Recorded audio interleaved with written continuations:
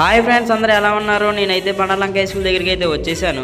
ఎందుకు వచ్చానంటే 10th class exams జరుగుతున్నాయి కదా, అందరికీ ఆల్ ద బెస్ట్ చెప్దామని అయితే నేనైతే హై స్కూల్ దగ్గరికి అయితే వచ్చేసాను.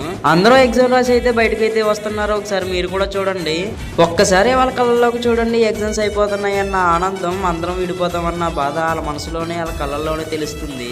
మనందరం ఒకటే గుర్తు పెట్టుకోవాలి ఫ్రెండ్స్, ఇది ఎగ్జామ్ టైం కాబట్టి రోడ్డు మీద ఎవరైనా విద్యార్థులు వెళ్తుంటే లిఫ్ట్ అడిగితే మనం ఖచ్చితంగా ఇవ్వాలి లిఫ్ట్.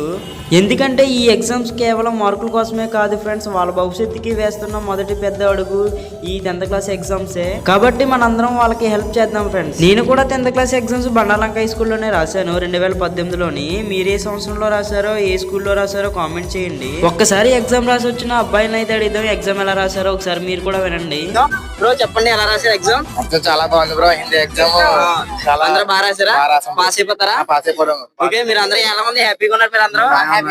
అయిపోతుంది కదా, ఎలా ఉన్నారు మీరు అందరూ? బాధగా ఉందా? అందరికీ బాధగా ఉంటది. ఎగ్జామ్ మాత్రం బాగా రాయాలి మీరు అందరూ. ఓకే, మీ అందరికీ ఆల్ ద బెస్ట్.